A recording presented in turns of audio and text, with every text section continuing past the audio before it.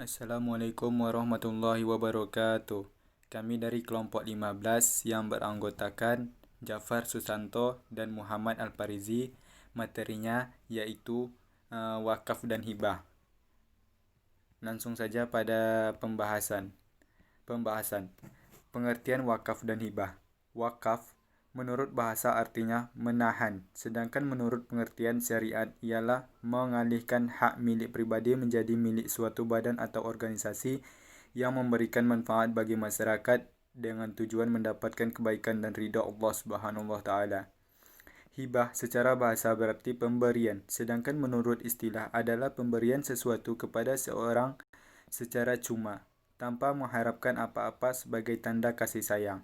Jadi, hibah adalah suatu pemberian yang dilakukan baik dalam lingkungan keluarga maupun dengan orang lain yang dilakukan ketika masih hidup atau penghibah itu masih hidup.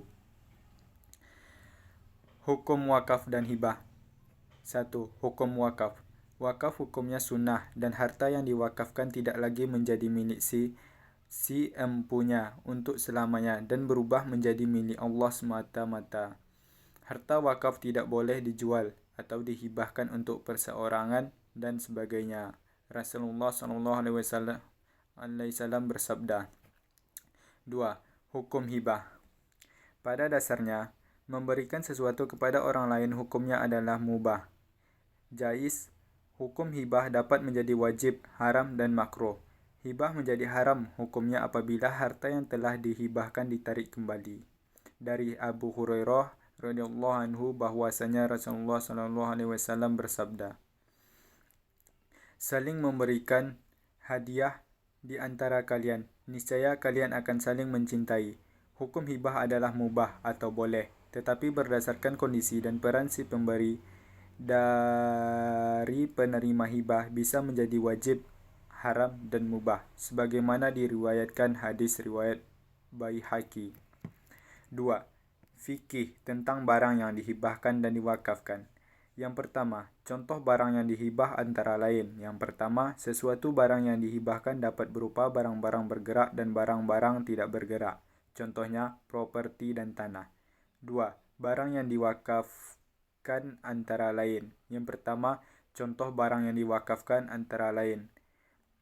Benda bergerak, misalnya ambulans, logam mulia, mesin, produksi, dan lain-lain. Yang kedua, benda tidak bergerak, misalnya tanah, bangunan, dan lain-lain. Selanjutnya, syarat orang yang berwakaf dan berhibah. Syarat orang yang berwakaf antara lain sebagai berikut. Yang pertama, orang yang mewakafkan mempunyai hak untuk melakukan perbuatan tersebut. Dengan demikian, harta yang dititipkan kepada seseorang tidak boleh diwakafkan, karena orang tersebut tidak memiliki kepemilikan penuh terhadap harta tersebut. 2. Barang yang diwakafkan untuk kepentingan masyarakat, bukan kepentingan pribadi. Oleh karena itu, harta yang diwakafkan bisa dipergunakan oleh masyarakat luas sebagai fasilitas dan layanan umum. 3. Barang yang diwakafkan adalah barang yang bisa bertahan lama, misalnya bangunan, tanah, kitab atau buku, Al-Quran, alat-alat kantor, alat-alat rumah tangga seperti tikar, bangku, meja, dan lain-lain. Maka barang yang tidak bisa bertahan lama tidak termasuk wakaf. Misalnya beras, minuman, dan sebagainya. Barang-barang tersebut hadiah atau infak atau termasuk sedekah dalam pengertian umum. Selanjutnya, syarat-syarat orang yang berhibah antara lain sebagai berikut.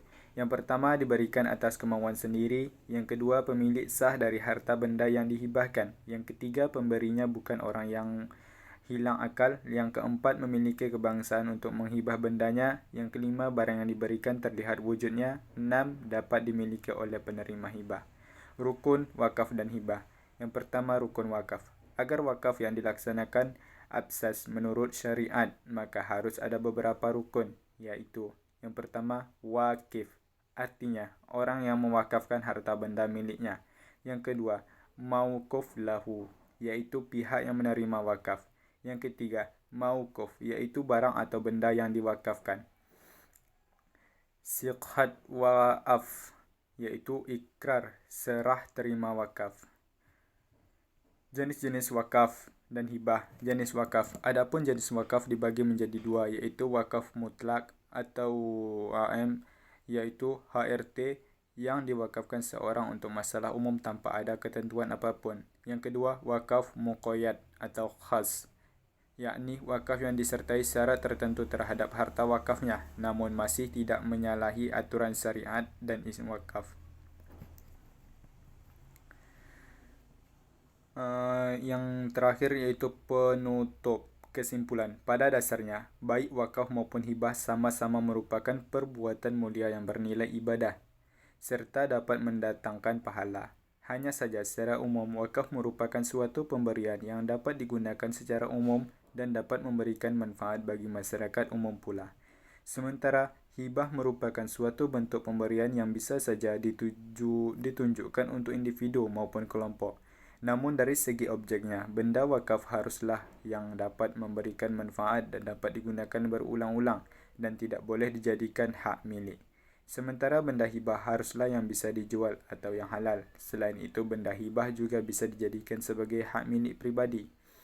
Di sini sarannya yaitu, berwakaf maupun berhibah merupakan perbuatan mulia dan dapat memberikan manfaat bagi orang yang menerimanya maupun pemberiannya sendiri. Oleh kerana itu, hendaklah bagi setiap Muslim mau menerapkan kebiasaan mulia tersebut, kerana Rasulullah SAW sendiri pun telah mengajarkan dan membenarkan perbuatan tersebut kepada para pendahulu kita. Sekian, saya akhiri dengan wabillahi taufiq wal hidayah. Assalamualaikum warahmatullahi wabarakatuh.